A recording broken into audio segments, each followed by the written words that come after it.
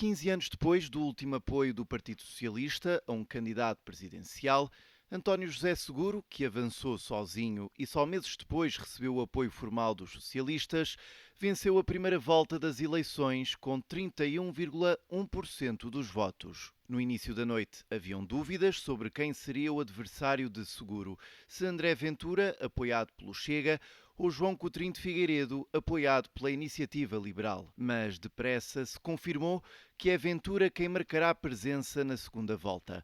Conquistou 23,5%, com menos votos do que o partido conseguiu nas legislativas de maio do ano passado. João Coutinho de Figueiredo, antigo líder da Iniciativa Liberal, acabou a noite com 16% dos votos.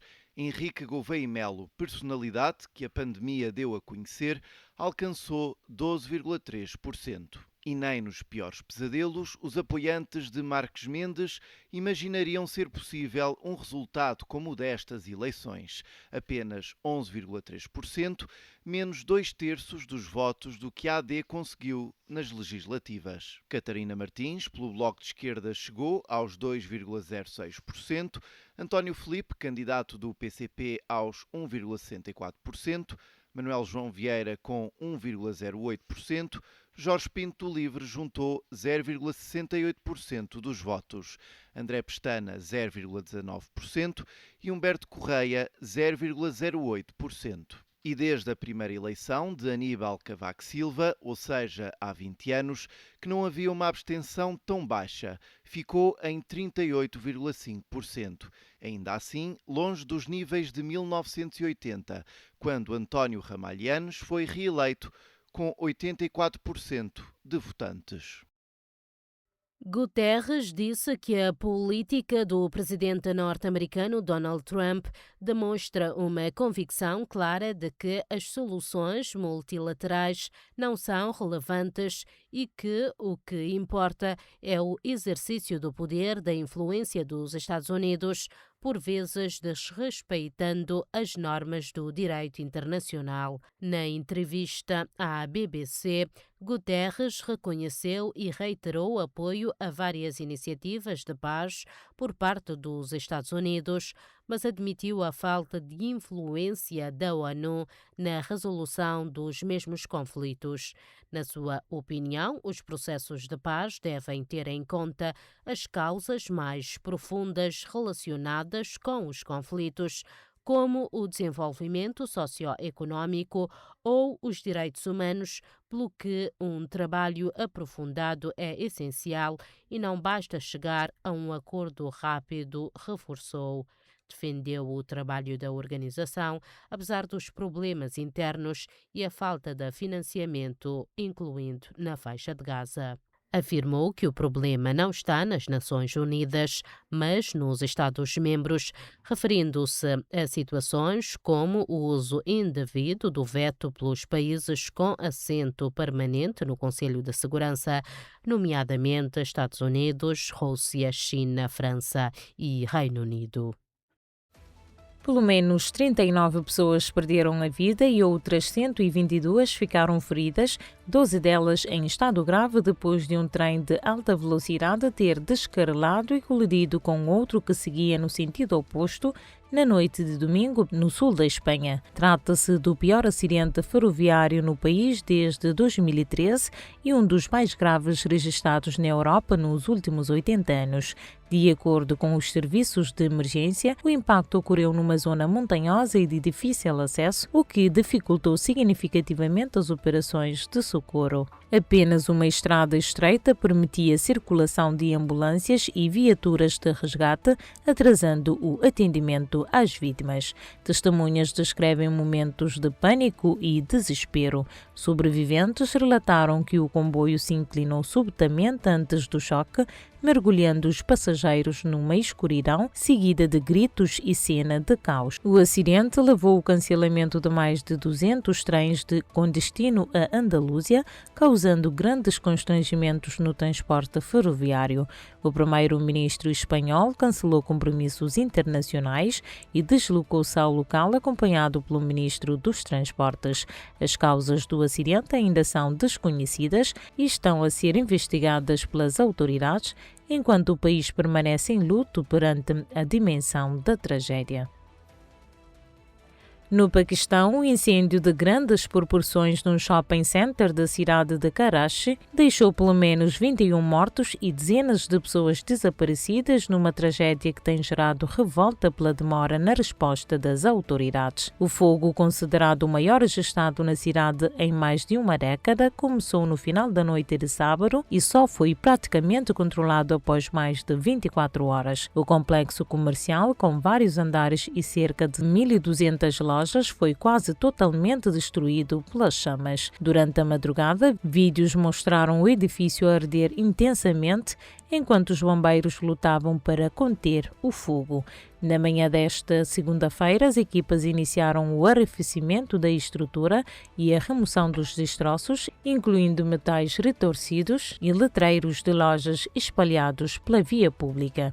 Devido ao risco de colapso, grande parte do prédio acabou por desmoronar e guindastes foram utilizados para demolir o que restava da estrutura. As operações de resgate têm sido dificultadas pela instabilidade do edifício e pelas altas temperaturas nos escombros. Familiares das vítimas acusaram as autoridades de lentidão na resposta e alguns relataram que pessoas poderiam ter sido salvas se o socorro tivesse chegado mais cedo.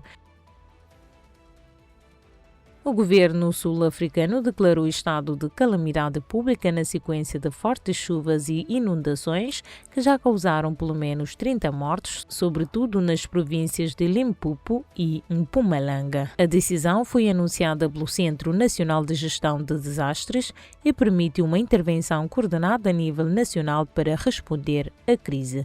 Segundo as autoridades, milhares de casas foram danificadas e várias estradas e pontes ficaram destruídas, deixando comunidades isoladas. Além das duas províncias mais afetadas, o Ministério da Governança Cooperativa e Assuntos Tradicionais confirmou que pelo menos outras 3 regiões do país também registraram impactos significativos do mau tempo. As chuvas intensas atingem não apenas a África do Sul, mas também países vizinhos como Moçambique e Zimbábue.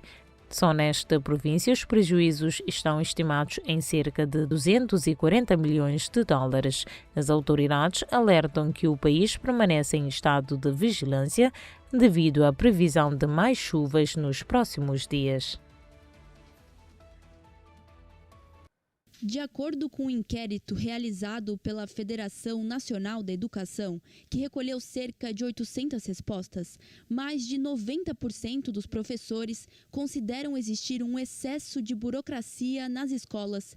Segundo o estudo, 62,9% dos inquiridos afirmam gastar mais de 5 horas por semana em tarefas administrativas. Nas respostas ao inquérito, os docentes apontam as reuniões como um dos principais problemas, descrevendo-as como muito longas e pouco eficazes. Outro ponto criticado é a necessidade de repetir a mesma informação em diferentes plataformas. Entre as tarefas mencionadas estão o preenchimento de grelhas complexas e a elaboração de múltiplas versões de testes. Também há queixas de excesso de trabalho por parte dos diretores de turma, responsáveis por assegurar a ligação entre a escola e os carregados de educação, justificar faltas dos alunos e organizar os processos individuais dos estudantes. Os docentes defendem que muitas dessas funções poderiam ser asseguradas pelos serviços administrativos. Já os representantes da Federação Nacional da Educação defendem que a melhoria do sistema seria essencial para o reforço da qualidade do ensino e para o sucesso dos alunos. Foram apreendidas pela Polícia Judiciária várias substâncias proibidas, assim como uma arma de fogo, dinheiro e documentação.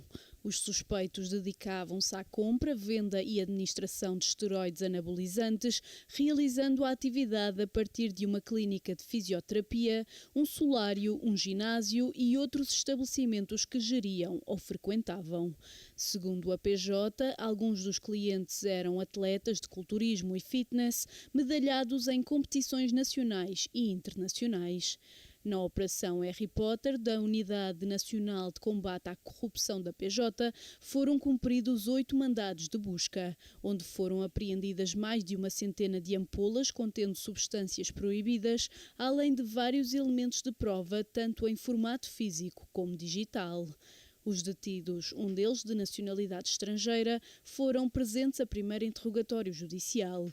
Para além do termo de identidade e residência, estão proibidos de contactar uns com os outros e também com outras pessoas ligadas à prática desportiva de culturismo e bodybuilding. Estão indiciados dos crimes de substâncias e métodos proibidos, detenção de arma proibida e branqueamento. Pelo quarto ano consecutivo, a população da China diminuiu, atingindo níveis recorde de baixos. Após décadas de controle rigoroso da taxa de natalidade, as autoridades chinesas estão experimentando novas medidas para incentivar famílias maiores, desde taxar preservativos até oferecer educação infantil isenta de impostos. No entanto, novos números populacionais recentemente divulgados pelo governo chinês mostram que a população caiu novamente em 2025, atingindo o seu menor nível já registado. A população da China foi de 1,404 bilhão no ano passado, cerca de 3 milhões a menos do que em 2024. Antes, o país mais populoso do mundo, a China, foi superada pela Índia em 2023. Como muitos outros países, agora enfrenta uma queda na taxa de fertilidade.